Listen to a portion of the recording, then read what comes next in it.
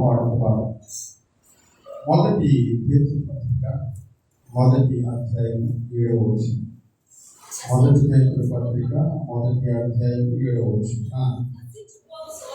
నశించిపోవు సువర్ణము అగ్ని పరీక్ష వలన శుద్ధపరచబడుతూ ఉన్నది కదా, దానికంటే అమూల్యమైన మీ విశ్వాసం ఈ శోధనల చేత పరీక్షకు నిలిచినదై యేసుక్రీస్తు ప్రత్యక్షమైనప్పుడు మీకు మెప్పును మహిమయు ఘనతయు కలుగుటకు కారణమగును.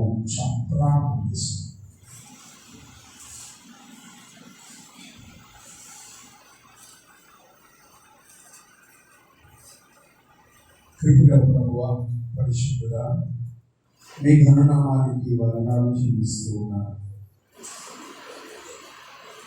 ఈ ఉదయ సమయంలో మీ పక్షంగా నిలబడడానికి నాకు మీరు ఇచ్చిన ఈ సమయం కలుగుతుంది. ప్రభువా, ఇక్కడ నేను నిలబడుతున్నప్పుడు నా మాట కాదు, మీ మాట కొడుతున్నట్టు నన్ను మీ స్వాధీనంలో పెట్టుకోవాలి.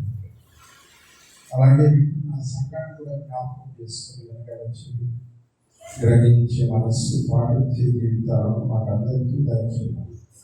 యేసుక్రీస్తు వారి శ్రేష్టమైన నామంలో ప్రార్థించి స్తుతించి అడిగి వేడుకుంటున్నాను తండ్రి.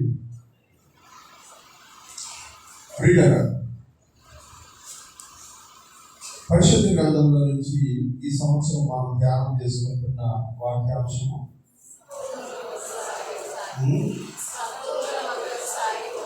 మూలవాక్యము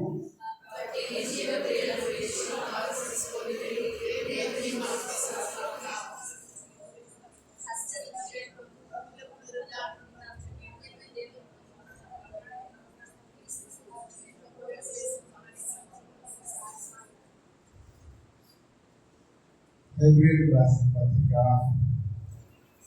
6వ అధ్యాయం 1-2. అంటే కాన్ఫిడెంట్గా ఇంకా చెప్పలేకపోతున్నాం. బైబిల్ చూడండి మనకు రావడం వాక్యాన్ని నేర్చుకుంటాం. సంవత్సరానికి ఒక పాటు నేర్చుకుంటున్నట్టుగా నేర్చుకుంటున్నాం కదా, అలాగే నేర్చుకుంటాం. ప్రియులారా, హెబ్రీయులకు రాసిన పత్రిక 6వ అధ్యాయం 1-2 వచనాల్లో చెప్పబడినటువంటి ఈ వాక్య భాగంలో 3 భాగాలు ఉన్నాయి. మొదటిది నిర్జీవ క్రియలను, రెండవది క్రీస్తుని గురించిన మూలోపదేశములను మానివేయక, మూడవది సంపూర్ణుల వంటకై సాగిపోక. ఇందులో మొదటి భాగాన్ని మనం పూర్తి చేసుకున్నాం. ప్రస్తుతం రెండవ భాగాన్ని అనగా క్రీస్తుని గురించిన మూలోపదేశములను మానివేయక అనే అంశాన్ని ధ్యానం చేసుకుంటూ ఉన్నాం. ప్రారంభంలో మూలోపదేశములు అంటే ఏంటి అనే నిర్వచనాన్ని వాక్యం ద్వారా మనం ధ్యానం చేసుకున్నాం. రెండవ వారంలో లోక సంబంధమైనటువంటి మూలపాఠములు అంటే ఏంటి అనే విషయాన్ని ధ్యానం చేసుకున్నాం. ఆ తర్వాత క్రీస్తుని గురించిన మూలోపదేశములు అనే అంశంలోకి మనం వచ్చినప్పుడు 2 వారాల పాటు మారు మనసు అనగా రక్షించబడడానికి ఒక అన్యజనుడికి ఉండవలసిన మారు మనసు ఏంటి అనే విషయాన్ని గురించి ఒక వారం, క్రైస్తవుల యొక్క మారు మనసు, విశ్వాసులు ఎలా మారు మనసు పొందాలి, ఎందుకు మారు మనసు విశ్వాసానికి అవసరమైనది అనే విషయాన్ని గురించి ఒక వారం మనం నేర్చుకున్నాం. ఆ తర్వాత నుంచి అందులో రెండవ భాగం క్రీస్తుని గురించిన మూలోపదేశంలో రెండవ భాగమైనటువంటి విశ్వాసం, దేవుని అందరి విశ్వాసము అనే అంశాన్ని గురించి మనం ధ్యానం చేసుకుంటూ ఉన్నాం. మొదటి వారం నిర్వచనాన్ని ధ్యానం చేసుకున్నాం. హెబ్రీ పత్రిక 11వ అధ్యాయం 1-2 వచనాలను చూసాం. ఆ తర్వాత వారంలో మనం విశ్వాసము మనలను నీతిమంతులుగా మారుస్తుంది అనే విషయాన్ని గురించి మనం ధ్యానం చేసుకున్నాం. గడిచిన వారంలో మనం విశ్వాసము దేవునికి ఇష్టలుగా మారుస్తుంది, విశ్వాసం వలన స్వస్థతలు జరుగుతాయి, విశ్వాసం వలన అద్భుతాలు సూచక క్రియలు జరుగుతాయి, విశ్వాసం వలన మనము దేవుడి సన్నిధిలో చేర్చబడతామనే నిరీక్షణ కలుగుతుంది అనే విషయాల గురించి గత వారంలో మనం ధ్యానం చేసుకున్నాం. విశ్వాసము అనేది ఇన్ని గొప్ప పనులను మన జీవితంలో చేస్తూ ఉన్నప్పుడు ఎంత ఈజీనా విశ్వాస జీవితాన్ని జీవించడం, క్రైస్తవ జీవితాన్ని జీవించడం ఎంత సులభమా అని అంటే దేవుని వాక్యం తెలియజేస్తుంది. విశ్వాస జీవితం, క్రైస్తవ జీవితం సులభతరంగా కనబడుతూ ఉన్నప్పటికీ అది చాలా క్లిష్టమైనది గాను, కఠినతరమైనది గాను దేవుని వాక్యము గమనించినప్పుడు మనకు అర్థమవుతుంది. అందుకనే విశ్వాసమునకు దేవుడు ఏం చేస్తాడంట, పరీక్ష పెడతాడు అని వాక్యంలో మనం చూస్తున్నాం. హల్లెలూయా. ఇవాళ మనము విశ్వాసమునకు కలుగు పరీక్ష అనే అంశాన్ని ధ్యానం చేసుకుంటూ ఉన్నాము. ఎందుకంటే ఏదైనా సరే ఒక పనిని ప్రారంభించినప్పుడు ఆ పని పూర్తయిన తర్వాత దాన్ని ఏం చేస్తామంటే పరీక్షిస్తాం. ఇది బాగుందా లేదా అని పరీక్షిస్తాం. ఉదాహరణకి మీరు వంట చేస్తారు. వంట చేసేటప్పుడు ఆ వంట పూర్తయిన తర్వాత ఇంకా అయిపోయింది, మనం దీన్ని కంప్లీట్ చేసేయచ్చు అని అనుకున్నప్పుడు ఓపెన్ చేస్తారు. మీరు ఏంటి చెప్పండి, టేస్ట్ చేస్తారు. గట్టి తీసుకొని చేతులు ఇక్కడికి టేస్ట్ చేస్తారు. అవునా కాదా? ఎందుకని? వాడు వచ్చిందా లేదా అని ఏం చేస్తున్నాం, మనము పరీక్షిస్తాం, టేస్ట్ చేస్తాం. అందుకనే పరీక్ష అనేది ప్రతిదానికి ఉంటుంది. ప్రతిదానికి, చిన్నది కానివ్వండి పెద్దది కానివ్వండి, ప్రతిదీ కూడా పరీక్షించబడుతుంది. మన పిల్లలు మొన్న అందరూ ఎగ్జామ్స్ రాశారు, దేవుని కృపను బట్టి పాస్ అయ్యారు. దేవునికి స్తోత్రం చెల్లిద్దాం. హల్లెలూయా. ఇప్పుడు పరీక్ష రాశారు కనుకనే వాళ్ళు బాగా చదివారా లేదా అనే విషయం మనకు అర్థమైంది. పరీక్ష లేకుంటే అది మనకు అర్థం కాదు. పరీక్షించడం అనేది ప్రారంభం నుంచి మొదలవుతుంది. ప్రియమైనటువంటి వారు, మన జీవితంలో మనం చేసేటువంటి ప్రతి చిన్న విషయాన్ని మనం పరీక్షించి బాగుందనుకుంటేనే దాని తర్వాత స్టేజ్ తీసుకెళ్తున్నప్పుడు విశ్వాసము అనేది కూడా పరీక్షించబడుతుంది అనే విషయాన్ని మనము గమనించాం. అందుకనే భక్తులైనటువంటి పేతురు గారు ఈ అధ్యాయంలో, మొదటి అధ్యాయంలో ఆయన ఇలా చెప్తూ ఉన్నారు. ఈ వాక్య భాగాన్ని మరలా ఒకసారి చదువుదాం. ఆ భాగాన్ని 7వ వచనం, నశించిపోవు సువర్ణము అగ్ని పరీక్ష వలన ఏమవుతుందంట, నశించిపోయేటువంటి సువర్ణం, బంగారం పాడైపోతుంది. బంగారము పాడైపోయేటువంటి బంగారాన్ని కూడా అగ్నిలో వేసి పరీక్షిస్తాం. దాని క్వాలిటీ ఎంత అని. అంతే కదా? మీరు ఏదైనా బంగారం మీ దగ్గర ఉంటే పాత పడిపోయింది, ఇరిగిపోయింది, పాడైపోయింది అనుకున్నప్పుడు మీరేం చేస్తారంటే దాన్ని తీసుకెళ్ళి షాప్లో ఇస్తారు. బంగారం అనేటప్పుడు దాన్ని ఏం చేస్తారంటే కొలిమిలో వేసి కరిగించి దీని క్వాలిటీ ఎంత అని టెస్ట్ చేస్తారు. పరీక్షించేటప్పుడు విపరీతమైనటువంటి అగ్నిని, వేడిని దాని మీదకి పంపిస్తారు. ఆ వేడి తన యొక్క రూపాన్ని అంతటినీ పోగొట్టుకొని అప్పటి వరకు ఉన్నటువంటి రూపం మొత్తము పాడైపోయిన తర్వాత కేవలం ఆ ఆర్నమెంట్ ఉన్నటువంటి కలర్ అంతా పోయిన తర్వాత కేవలం ఒక చిన్న బటన్ లాగా దాన్ని తయారు చేసి ఆ బటన్ని ఇది క్వాలిటీ ఎంత అని టెస్ట్ చేస్తారు. వాళ్ళు చెప్తారు ఇది 22 క్యారెట్ లేదు సార్, 18 ఉంది సార్, చాలా మిక్స్డ్ ఉంది దీంట్లో, అందుకని మీరు అనుకున్నంత వేళ దీనికి రాదు. కొన్నిటిని మనం ఇవ్వగానే ఎస్ సార్ ఇది 22 క్యారెట్ కరెక్ట్ ప్యూర్ గోల్డ్, ఎంత వెయిట్ ఉంటే అంత వెయిట్ మేము డబ్బులు చేస్తాము అని చెప్పారు. ఎందుకు ఇలా చెప్తారంటే దాని క్వాలిటీని బట్టి విలువ మారు. అలాగే విశ్వాసం కూడా అందరూ విశ్వసించినాం. హల్లెలూయా. ఇక్కడ కూర్చున్న వాళ్ళందరూ విశ్వసించినాం. కానీ అందరిది ఒకటే విశ్వాస పరిమాణము కాదు. అందరిది ఒకటే విశ్వాస పరిమాణము కాదు. దేవుడైతే అందరూ ఒకే విశ్వాస పరిమాణం కలిగిన వారుగా ఉండాలని కోరుకుంటున్నాడు. కానీ వాస్తవానికి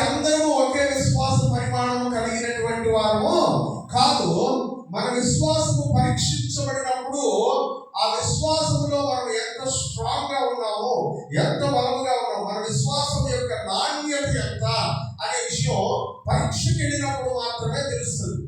పరీక్షలోకి వెళ్ళకుండా ఏది తెలియపరచబడదు. హల్లెలూయా.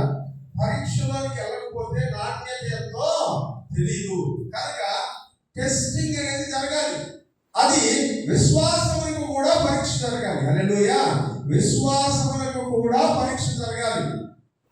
మనందరి విశ్వాసములకు పరీక్ష జరగాలి. ఆ రీతిగా పరీక్ష జరిగినప్పుడే మనము దీనిలో పాస్ అవుతున్నామా, ఫెయిల్ అవుతున్నామా, మన స్థాయి ఏంటి అనేది మనకు అర్థమవుతుంది. అందుకనే దేవుడు మనల్ని అందరినీ కూడా విశ్వాస విషయంలో పరీక్షిస్తున్నాడు అని వాక్యంలో మనం గమనిస్తూ ఉన్నాం. ప్రియమైనటువంటి వాళ్ళ ఈ విశ్వాస పరీక్షలు, అందుకనే యేసు ప్రభు ఉపమానాలు చెప్పేటప్పుడు మీరు గమనించినట్లయితే కొంతమంది నూరంతులుగాను, కొంతమంది 60 కొంతమంది 30 ఫలిస్తారు. అందరూ 100% అంటే కాదు, అందరూ 100% ఫలించట్లేదు. అందరూ మంచి నేలలో నాటపడ్డారా? మంచి నేలనే నాటపడ్డారు. అందరికీ ఒకే రకమైన వాటర్ అందాయా? అందరికీ ఒకే రకంగా వాటర్ అందాయి. అందరికీ ఒకే రకంగా ఎరువులు అందాయా? అన్నిటికీ ఒకే రకంగా ఎరువులు అందాయి.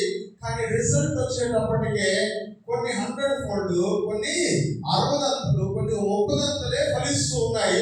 కారణం ఏమిటంటే వారిని పరీక్షించినప్పుడు ఆ పరీక్షలో వాళ్ళ ఫలితము తక్కువ అవుతుంది. ప్రియులారా, మన విశ్వాస జీవితంలో మనం గుర్తుపెట్టుకోవాల్సినటువంటి మాట ఏంటంటే, మనము అన్నింటినీ కలిగి ఉన్నప్పటికీ కూడా కొన్నిసార్లు ఫలించవలసినటువంటి స్థాయిలో ఫలించట్లేదు. దేవుడు కోరుకున్నటువంటి రీతిలో మనం ఉండట్లేదు.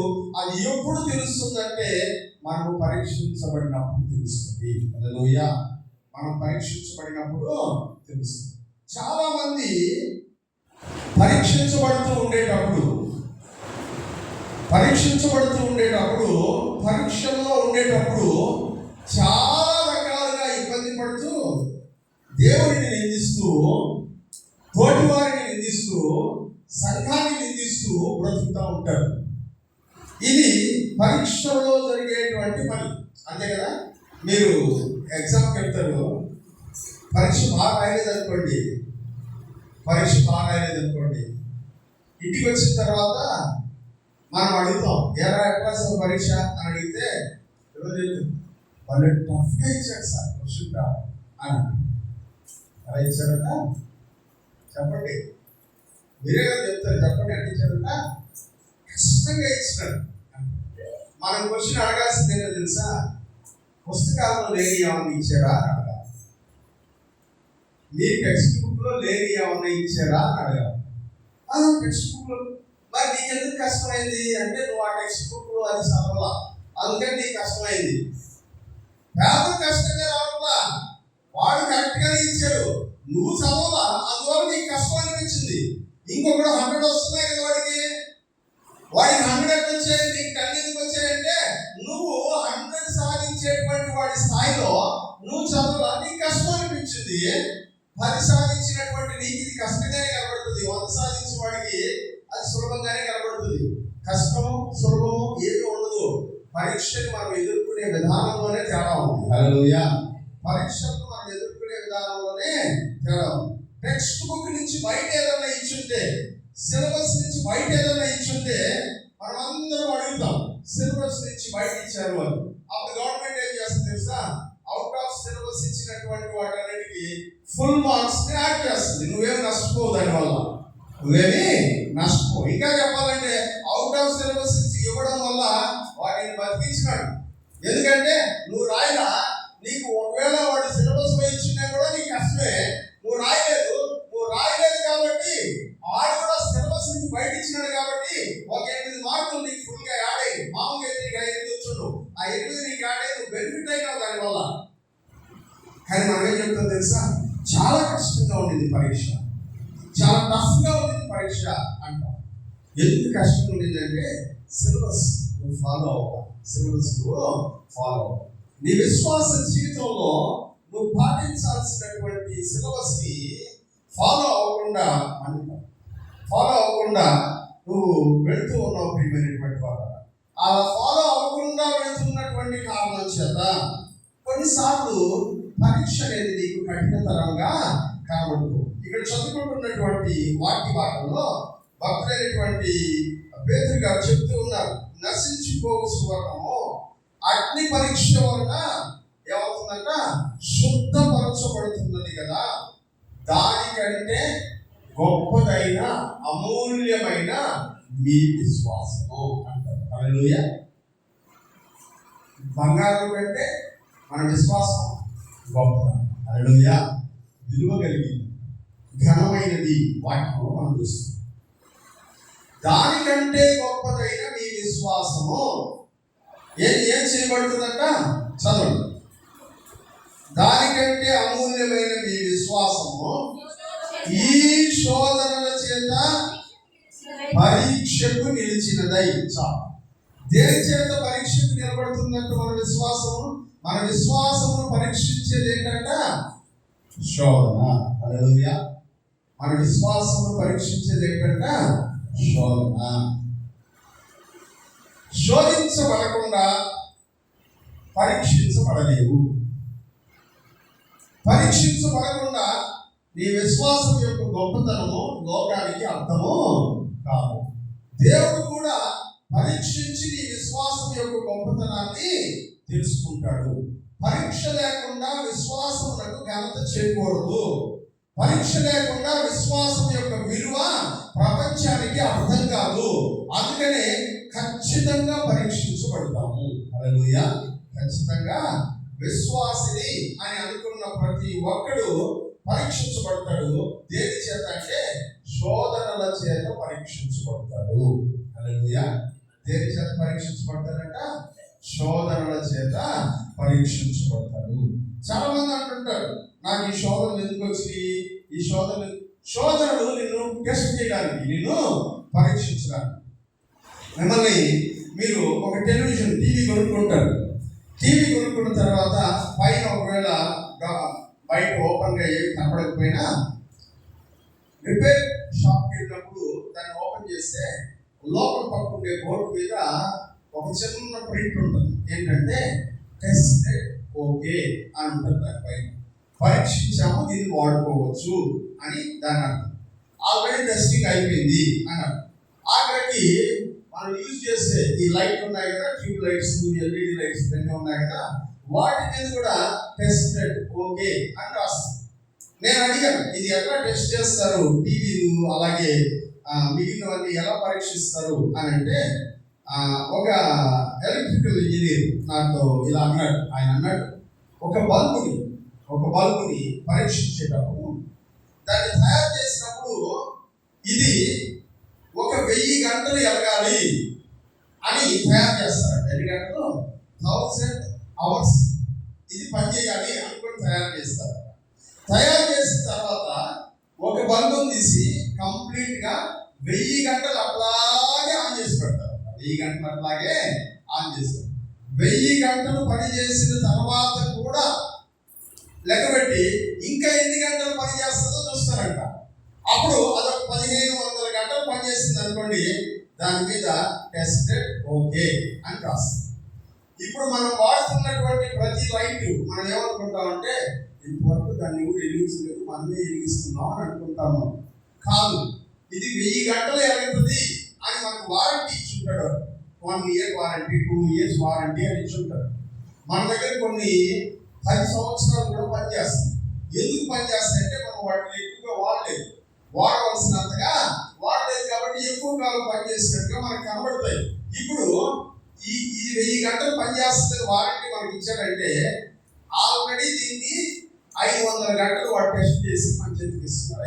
500 గంటలు వెలిగించి కంటిన్యూస్ గా ఎలుగుతుంది అనే విషయం తెలుసుకొని ఆ తర్వాత దాన్ని ప్యాక్ చేసి మన చేతికి భద్రంగా ఇస్తున్నాడు. మనం ఏమనుకుంటే ఇప్పుడే మనమే వెలిగిస్తున్నాం, దీన్ని ఎవరు వెలిగించలేదు అనుకుంటున్నాం. కాదు, టెస్టెడ్ పరీక్షించబడిన తర్వాతే ప్రజల మధ్యలోకి వస్తుంది. మన చేతులకు పరీక్షించబడిన తర్వాతే వస్తుంది. ఇప్పుడు అన్ని ఎల్ఈడి ప్యానల్స్ వచ్చేసి టీవీలు. ఒకనొకప్పుడు పిక్చర్ ట్యూబ్లు ఉండేవి. టీవీలు పిక్చర్ ట్యూబ్ అనేవాళ్ళు. వెనకాల రౌండ్గా క్లోజ్గా ఒక ట్యూబ్ లాగా ఉండేది. దాంట్లో నుంచే బొమ్మ బయటికి కనబడేది. అది నేను డైరెక్ట్గా వెళ్ళి యాపిల్ అనే కంపెనీ, అది హైదరాబాద్లో ఉండేటప్పుడు నేను ఒక చిన్నప్పుడు వెళ్ళాను అక్కడికి నన్ను తీసుకెళ్ళి. యాపిల్ కంపెనీలో అన్ని టెస్ట్ చేస్తున్నారు. వరుసగా పిక్చర్ ట్యూబ్స్ పెట్టున్నారు. అన్నిటికీ ఆన్ చేసి లైట్ వెలుగుతూ ఉంది, 24 hours వెలుగుతూనే ఉంది. అది చెప్పినారు ఇది టెస్టింగ్ మోడ్లో ఉంది. ఏం చేసినట్టు ఇది టెస్టింగ్ మోడ్లో ఉంది. ఎన్ని గంటలు ఈ ట్యూబ్ పనిచేస్తుందో మేము పరీక్షిస్తున్నాం. కంటిన్యూగా ఒక టీవీని ఆన్ చేసి పెట్టేస్తే ఎన్ని గంటలు పనిచేస్తుంది ఈ ట్యూబ్ కెపాసిటీ. కొన్ని టాప్ టాప్ టాప్ అని పగిలిపోతున్నాయి, ఎందుకంటే వాటికి ఆ స్టాండర్డ్ లేదు. ప్రియమైనటువంటి వాళ్ళ మనందరి జీవితాలను కూడా దేవుడు ఇలాగే పరీక్షిస్తున్నాడు. హల్లెలూయా. మనందరి విశ్వాస జీవితాలను కూడా దేవుడు ఇలాగే పరీక్షిస్తున్నాడు. అందుకని ఆయన అంటాడు, దానికంటే అమూల్యమైన ఈ విశ్వాసము శోధనల చేత పరీక్షించబడుతుంది అన్నాడు. శోధనల చేత పరీక్షించబడుతుంది అని. శోధన మనిషి జీవితంలో 2 విధాలుగా ఉపయోగపడుతుంది. మొదటిది ఏంటంటే మనం ఎక్కడ వీక్గా ఉన్నామో, ఎక్కడ బలహీనంగా ఉన్నామో మనకు తెలిపేది శోధన. ఏ ప్లేస్లో మనం బలహీనం అని మనకు తెలిపేది శోధన. ఒకసారి 1 కొరింథీయులకు రాసిన పత్రిక 10వ అధ్యాయంలోకి వెళ్దాం. 10వ అధ్యాయంలోకి వెళ్దాం. 13వ వచనం.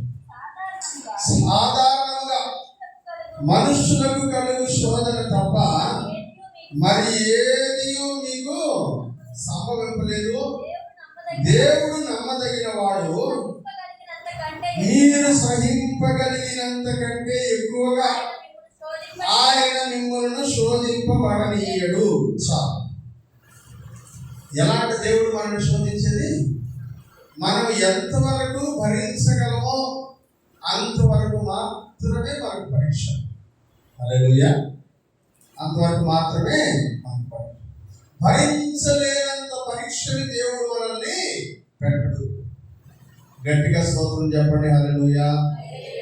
మనము భరించలేనంత శోధన దేవుడు మనకు పెట్టడు. వాక్యంలో ఆయన చెప్పాడు. మనం భరించగలిగినంత మేరకు ఆయన ఏం చేస్తాడంట? మనల్ని శోధిస్తూనే ఉంటాడంట. ఎందుకంటే మనము శోధన ద్వారా మనం పరీక్షకు లోనైనటువంటి వారిపై విలువైనటువంటి విశ్వాసంతో బయటకు వస్తాం. అది దేవుని యొక్క ఉద్దేశం. మనల్ని నాశనం చేయడం దేవుని ఉద్దేశం కాదు. మన విలువని ప్రపంచానికి తెలియజెప్పడం దేవుని ఉద్దేశం.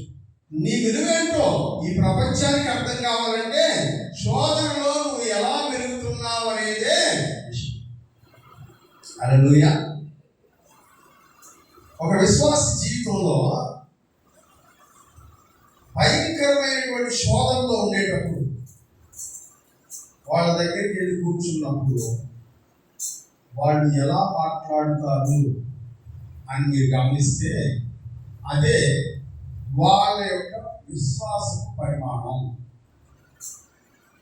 టెన్షన్లో ఉండేటప్పుడు ఏదో మాట్లాడేస్తారే అని అంటారు. కాదు, దేవుడు నిన్ను టెస్ట్ చేస్తున్నప్పుడు ఈ బిహేవియర్ ఎట్లుందో ఆయన చూస్తాడు. అంతే కదా.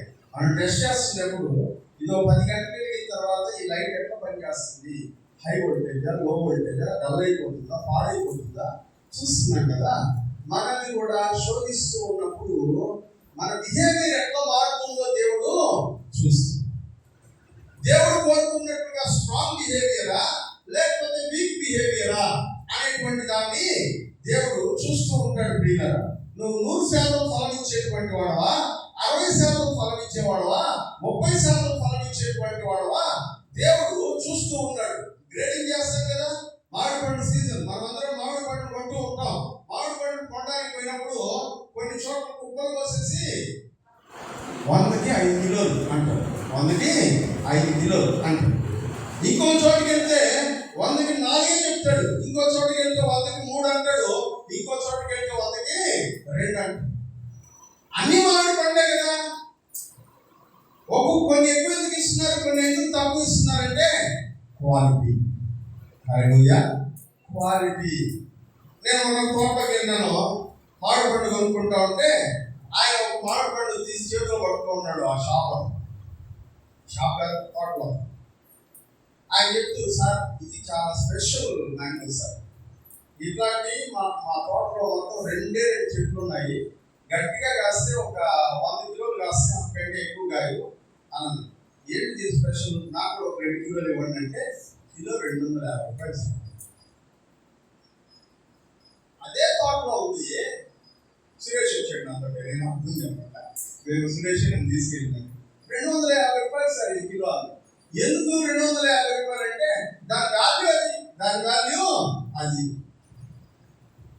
మన వాల్యూ ఏంటనేది చెప్పేది ఏంటో తెలుసా? శోధన. హల్లెలూయా. నీకు వెలను నిర్ణయించేది శోధన. కనుక శోధనలు వచ్చినప్పుడు దేవుడిని తిట్టుకోవడమో, మనుషుల్ని తిట్టుకోవడమో, తోటి వారిని తిట్టుకోవడమో, బంధువులను, రక్త సంబంధికుల్ని, స్నేహితుల్ని తిట్టుకోవడమో కాదు చేయాల్సింది. ఈ శోధనలో మనం ఎలా బిహేవ్ చేయాలి అనేది నేర్చుకోవాలి. అందుకనే ఈ కొరింథీ పత్రికలో ఆయన ఓవర్గా మిమ్మల్ని టెస్ట్ చేయట్లా. సాధారణంగా మనుషులకు కలిగేటువంటి శోధనల కంటే ఎక్కువగా ఏమి ఆయన మిమ్మల్ని శోధించడం లేదు.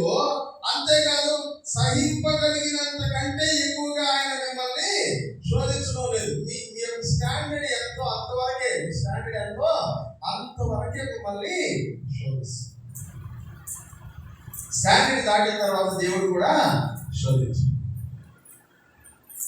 అందుకని ఏం జరుగుతుంది తెలుసా? వెయిట్ లిఫ్టింగ్ చూసారా? ఎప్పుడన్నా వెయిట్ లిఫ్టింగ్ టీవీలో ఎప్పుడైనా చూస్తుంటే దాంట్లో వెయిట్ లిఫ్టర్స్ బరువులు ఎత్తే వాళ్ళని ఫస్ట్ 2 వీల్స్ ఆ సైడ్ ఈ సైడ్ పెడతారు, 2 వెయిట్స్. వాడు దాన్ని ఎత్తిన తర్వాత మరలా కింద కానీ మళ్ళీ ఆ సైడ్ ఇంకొక రింగ్, ఈ సైడ్ ఇంకొక రింగ్ పెడతారు. అదేంటి ఫస్ట్ అన్ని పెట్టేయచ్చు కదా? పెట్టరు. ఫస్ట్ అన్నింటినీ పెట్టరు. మనం ప్రైస్ వేస్తూ ఉండగా 50 కిలోలు ఎత్తేసావా, వెరీ గుడ్, ఈసారి 55 కిలోలు పెడతాను చూడు. 5 కిలోలు ఎక్స్ట్రా వెయిట్ వేసిన వల్ల పైకి ఎత్తగలరు. 55 కూడా నువ్వు సులభంగా ఎత్తావు, ఇప్పుడు 60 యాడ్ చేస్తాను చూడు. ఇంకా 60 ఎత్తిన తర్వాత కూడా సులభంగా ఎత్తితే యాడ్ చేస్తూ పోతారు. 100, 120 దగ్గరికి వచ్చిన తర్వాత ఇక మన బలం సరిపోదు, దాన్ని లేపడం వీరుగా చాలా కష్టంగా లేపుతున్నాం. ఇక వాళ్ళు ఆపేస్తారు. నీ సామర్థ్యం నీ సామర్థ్యం నువ్వు 120 కిలోస్ వెయిట్ లిఫ్ట్ మాత్రమే. దాంట్లో వెయిట్ ఒక వెయిట్ లిఫ్ట్ ఎలా చూస్తారంటే 100 కేజెస్, 120 కేజెస్, 150 కేజెస్ భాగం అని చెప్తారు. వాళ్ళ స్టాండర్డ్ ఎంత అంటే 120 కిలోలు, అంతకంటే ఎక్కువ వాళ్ళు ఎత్తలేరు. ఒకవేళ ఎత్తడానికి ప్రయత్నం చేసినా వాళ్ళు ఫెయిల్ అవుతారు. దానివల్ల వాళ్ళకి ఇబ్బంది కలుగుతుంది. సో వాళ్ళ సామర్థ్యాన్ని బట్టే వాళ్ళ మీద వెయిట్ పెట్టాలి. హల్లెలూయా. మనుషులకి ఈ టెక్నిక్ తెలిసినప్పుడు మనుషుల్ని సృష్టించిన దేవుడికి టెక్నిక్ తెలియదా? ఖచ్చితంగా తెలుసు. నిన్ను ఎంత మేరకు పరీక్షించాలో అంత మేరకే దేవుడు పరీక్షిస్తాడు. హల్లెలూయా. నాకు వచ్చిన శోధన నీకు రాదు, నీకు వచ్చిన శోధన నాకు రాదు. ఎందుకంటే నా స్థాయి వేరు, నీ స్థాయి వేరు, నా పరిమాణం వేరు, నీ పరిమాణం వేరు. విశ్వాస విషయంలో అందరూ ఈక్వల్ కాదు. విశ్వాసంలో ఉన్నటువంటి స్థాయిని బట్టి దేవుడు మనల్ని శోధించడం ప్రారంభిస్తాడు. ఇది వాక్యంలో మనం గమనిస్తున్నటువంటి విషయం. మరొక మాటని దేవుని వాక్యంలో నుంచి మనం చదువుదాం. యాకోబు పత్రిక, పేదల పత్రిక ముందు ఉంటుంది. యాకోబు పత్రిక 1వ అధ్యాయం, యాకోబు పత్రిక 1వ అధ్యాయం 2-3 వచనాలు చదువుకుందాం. నా సహోదరులారా, మీ విశ్వాసమునకు కలుగు పరీక్ష ఆమేన్. ఏంటంట? మీ విశ్వాసమునకు కలుగు పరీక్ష ఇంకొక దాన్ని ప్రొడ్యూస్ చేస్తుందంట. ఏమిటి అది అంటే ఓర్పును. హల్లెలూయా. నువ్వు శోధించబడుతూ ఉన్నప్పుడు ఓర్చుకోవడాన్ని పెంచుకోవాలంట. ఓర్చుకోవడాన్ని పెంచుకోవాలి. ఓర్చుకోవడాన్ని పెంచుకోకుండా అసహనాన్ని పెంచుకుంటే ఫెయిల్ అవుతూ ఉన్నావు. మళ్ళీ మళ్ళీ పరీక్ష రాయాల్సి వస్తుంది. ఫెయిల్ అయితే మళ్ళీ మళ్ళీ రాయాలి. అందుకే కదా ఇప్పుడు రిజల్ట్స్ లేట్ అయ్యి ఎవరి వల్ల లేట్ అయింది అంటే ఫెయిల్ అయిన వాళ్ళ వల్ల లేట్ అయింది. ఇది ఎంసెట్ రిజల్ట్స్ ఈ పాటికి ఇచ్చేసి ఉండాలా? ఇవ్వాల.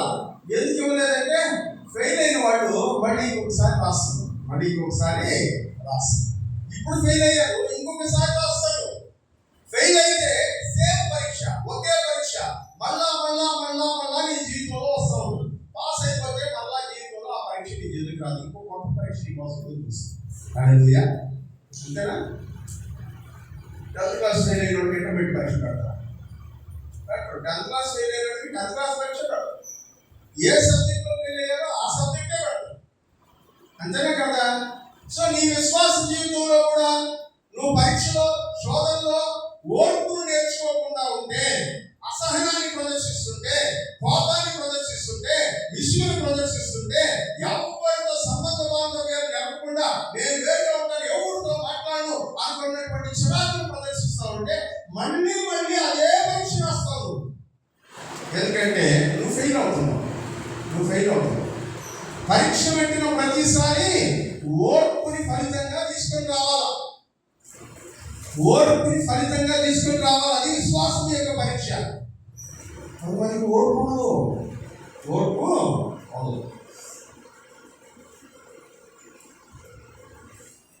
ప్రైజ్ ఇది కూడా తెలుసు. ప్రైజ్ వినియన్ వీళ్ళిద్దరు ఉన్నారు.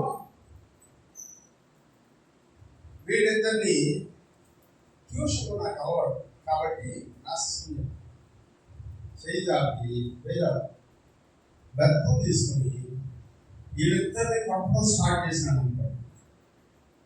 మీరు గమనించినారు, కొంతమంది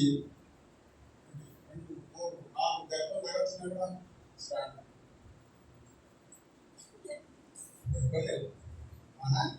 ఇంకొంతమంది ఫస్ట్ దెబ్బ పడని తేడా అర్థమైందా? మొదటి దెబ్బ తిన్న తర్వాత కూడా రెండవ దెబ్బ తినడానికి ఇంకొకటి రెడీగా ఉన్నాడు. ఆడికి 3-4 దెబ్బలు పడ్డప్పుడు ఏ ప్రాబ్లం. కొంతమందికి ఫస్ట్ దెబ్బే అంతే, ఈ చెయ్యి వెళ్ళిపోతుంది, తల నిండా నీకు కనిపోతా ఉంటాయి, చాలా నీకు అయిపోతాడు. ఇక మనం వాళ్ళ బాధలు చూసి రెండో దెబ్బ పడడానికి కూడా మనకి ఇష్టం అయిపోతుంది. ఎందుకంటే వాళ్ళ స్టాండర్డ్ ఓర్చుకునేటువంటి తత్వం లేదు. ఓర్చుకునే తత్వం లేకుండా పోయే కొద్ది మరలా అదే పరీక్షను మనం ఫేస్ చేయాల్సి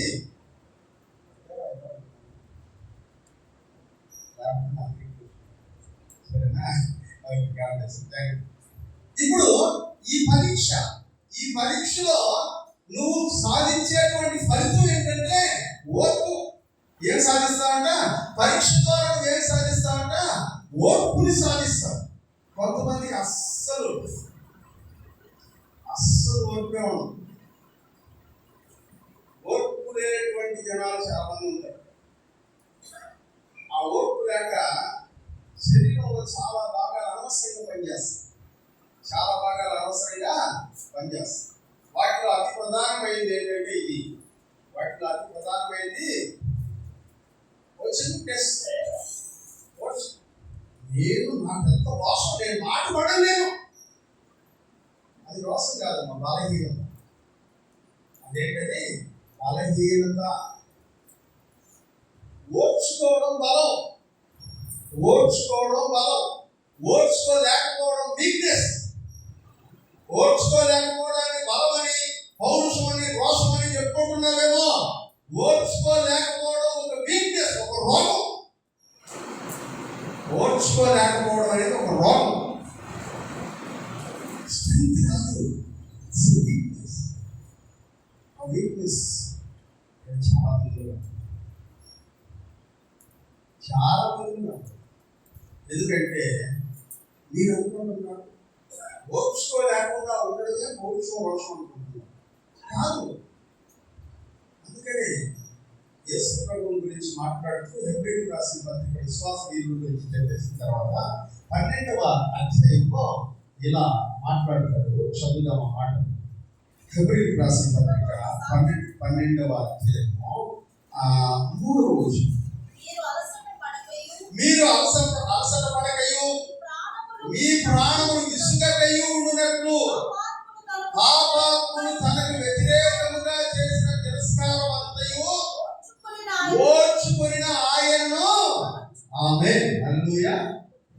వాక్యం చెప్తున్నాడు, మీరు అలసట పడకయు విసుగు పడకయు. ఏం చేయకూడదంట? మనము అలసిపోకూడదంట, విసుగు చెందకూడదంట. విసుగు చెందకయు ఉండాలంటే పాపాత్ముడు తనకు విరోధముగా చేసినటువంటి దుష్కార్యమంతటిని ఓర్చుకొనిన ఆయనను తలంచుకోండి. హల్లెలూయా. చదవండి మళ్ళా ఒకసారి అన్నమాట. మీరు అలసట పడకయు మీ ప్రాణములు విసుగకయు ఉండునట్లు పాపాత్ముడు తనకు వ్యతిరేకముగా చేసిన తిరస్కారమంతయు ఆమేన్ ఓర్చుకొనిన ఆయనను తలంచుకోండి. ఎవరిని గుర్తు పెట్టుకోవాలంటే ఇప్పుడు యేసు ప్రభు బలహీనుడా? చెప్పండి. ఓర్చుకున్నాడు కాబట్టి. ఓర్పు కలిగి ఉన్నందువలన యేసు ప్రభు రోషం లేనివాడా? ఓర్పు కలిగి ఉన్నందువలన యేసుక్రీస్తు చేతగానివాడా? ఓర్పు కలిగి ఉన్నందున యేసుక్రీస్తు ఈ లోకంలో బలహీనమైనటువంటి వాడా? కాదు కదా. దేవుని గుడిపార్శ్వమందు కూర్చొని కేవలం ఒక మాట చేత ప్రపంచంలో నిర్మూలన చేయగలిగినంత శక్తివంతుడై ఉన్నాడు. హల్లెలూయా. మరి అంతటి శక్తివంతుడు ఏం చేశాడంట? నన్ను టెస్ట్ చేయి అన్నాడంట. హల్లెలూయా. నన్ను పరీక్షించు. ఎంతవరకు పరీక్షించమంటూ ఉన్నాడంటే, దుష్టుడు పాపాత్ములు తిరస్కారం చేస్తూ ఉంటే కూడా మన స్థాయికి తగినటువంటి వాడు మనం ఒక మాట అంటే ఓడెంత, ఓడి అధికారం ఎంత నన్ను అడగడానికి అని మాట్లాడుతున్నావు కదా నువ్వు. ఇప్పుడు పాపాత్ములైనటువంటి మనము పరిశుద్ధుడైనటువంటి దేవుడిని తిరస్కారం చేస్తూ ఉంటే ఇదిగో ఆయన కూడా వీళ్ళంతా వీళ్ళ బ్రతుకులంతా ఒక మాట మాట్లాడేందుకు. కానీ ఆయన ఏమన్నాడో తెలుసా? తండ్రి, మీరేమి చేస్తున్నారో వీళ్ళకి తెలియదు కనుక వీళ్ళని అది చేతగాని తనం కాదు. స్టాండర్డ్ ఆఫ్ స్ట్రెంగ్త్, విశ్వాసం యొక్క బలం. హల్లెలూయా. అందుకనే విశ్వాస వీరుల జాబితాల గురించి చెప్పిన తర్వాత హెబ్రీయులకు రాసిన పత్రికలో 12వ అధ్యాయంలో భక్తుడైనటువంటి పౌలు గారు మాట్లాడుతూ అంటాడు, ఆయనను తలంచుకుని. విశ్వాసంగా యేసు ప్రభు అంతగా యేసు ప్రభు శ్రమ పడినంత మనం ఇంకా శ్రమ. మనవాడు చాలా పెద్ద ఎక్స్క్యూజ్ ఉంటుంది. ఆయన దేవుడు కాబట్టి చేసినాడు. ఆయన దేవుడు కాదు, 100% మానవుడు. నీ ఒంట్లో ఎంత రక్తం ప్రవహించిందో ఆయన ఒంట్లో కూడా అట్లాగే రక్తం ప్రవహించింది. నీ శరీరానికి ఎంత ముందు కూర్చుంటే నీకు ఆయన శరీరానికి కూడా అట్లా కూర్చుంటే నొప్పి. ఇదిగో నీ మనసు ఎలా ఉందో ఆయన మనసు కూడా అలా ఉంది. నిన్ను దూషించినప్పుడు నీకెంత రోషం వస్తుందో ఆయన కూడా అంతే రోషం వస్తుంది. అయినప్పటికీ ఆయన సహనముతో దాన్ని ఓర్చుకున్నాడు. నిన్ను నన్ను అట్లా ఉండమంటున్నాడు. హల్లెలూయా. నిన్ను నన్ను అట్లా ఉండమంటున్నాడు. అందుకని ఆయన చేసిన తిరస్కారం అంతయు ఓర్చుకుని ఆయనను తలంచుకుని ఇప్పుడు మీరు పాపంతో పోరాటంలో రక్తము కారునంతగా ఇంకా దానిని పాపంతో పోరాడే విషయంలో పరిశుద్ధుడిగా బ్రతుకుతున్నందుకు నిన్ను రక్తం కారేటట్టు ఇంకా ఏమో తప్పలేదు. హల్లెలూయా. యేసు ప్రభువు నమ్ముకుని పరిశుద్ధుడిగా బ్రతికినందుకు నన్ను కొట్టేసినాము, నేను శోధించబడ్డాను, ఇదిగో నా రక్తం కారుతుంది అన్నవాళ్ళు ఇక్కడ ఎవరైనా ఉన్నామో నాతో సహా రావడం లేదు. రక్తం కారణం. మనం ఎందుకు నిందించబడుతున్నాం? ఎందుకు అవమానించబడుతున్నాం? ఎందుకు తృణీకరించబడుతున్నాం? ఎందుకు శ్రమ పెట్టబడుతున్నావు తెలుసా? నువ్వు నేను చేసుకున్నటువంటి దుర్మార్గం పనుల వరకు అవమానించబడుతున్నావు, నిందించబడుతున్నావు, శ్రమ పెట్టబడుతున్నావు. దేవుడు శోధించట్లా, నీవే ఆ శోధనకు కారణం. నువ్వు ప్రస్తుతం ఎదుర్కొంటున్నటువంటి శోధనని దేవుడి మీద పెట్టేవాళ్ళు. దేవుడికి దానికి ఏ సంబంధం లేదు. నువ్వు చేసుకున్నటువంటి దుర్మార్గం పనుల వలన నువ్వు శోధన అనుభవిస్తూ ఉన్నావు. చదువుతామా అమ్మాట ఒకసారి? నేను చదువుకున్నాను అనుకుంటారు. అందుకని మీరే చదవండి, మీకే అర్థం అవుతుంది. యాకోబు రాసిన పత్రిక 1వ అధ్యాయం, యాకోబు రాసిన పత్రిక 1వ అధ్యాయం 12వ వచనం నుంచి చూద్దాం. ఎవరు ధన్యుడంట? శోధనని సహించువాడు ధన్యుడు. అతడు శోధనకు నిలిచిన వాడై ప్రభువు తనను ప్రేమించిన వారికి వాగ్దానం చేసిన జీవ కిరీటమును పొందును. చూడండి, దేవుడు కీడు విషయమై శోధించబడలేడు. ఆయన ఎవరిని కీడు విషయమై శోధింపడు. కనుక ఎవరైనా శోధించబడినప్పుడు ఏమనకూడదంటమ్మా? నేను దేవుని చేత శోధించబడుతున్నాను, దేవుడు నన్ను శోధిస్తున్నాడు, నాకు ఎందుకు దేవుడు ఇన్ని శోధనలు పెట్టేస్తున్నాడు అని అనకూడదు. ఎందుకని అనకూడదు? చదువు. ప్రతి వాడును ఎందుకంట నీ శోధన ఎందుకు వచ్చిందంట? నీ సొంత దురాశ, నీ సొంత దురాశ, నీ నేత్రాశ, నీ జీవోడము, నీ వ్యామోహము, ఇది వీటి చేత నువ్వు ఏడవబడి ప్రతి వాడును తన సొంత దురాశ చేత ఏడవబడి మరువబడిన వాడై. ఎలా శోధించబడుతున్నావు అంటే నువ్వు శోధించబడుతున్నటువంటి విషయాలు అయితే తెలుసా? ఇదే నీ శరీరాశ చేత, నీ కోరిక చేత, నీ ఆపేక్ష చేత, నీ వ్యామోహం చేత నువ్వు చేసినటువంటి క్రియలకి దేవుడికి ఆపాదించవాడు. నువ్వు నిందించబడుతున్నావు, నువ్వు అవమానించబడుతున్నావు, నువ్వు శ్రమపరచబడుతున్నావు, నువ్వు మాటపడుతున్నావు. నువ్వు చేస్తున్నటువంటి పనుల వల్లనే నువ్వు మాటపడుతున్నావు. నీ దురాశల చేత ఏడవబడి నువ్వు ఇలాగా శోధించబడుతూ ఉన్నావు. దానికి దేవుడి మీద నిందలేవాడండి, దానికి దేవుడి మీద నిందలేవాడు.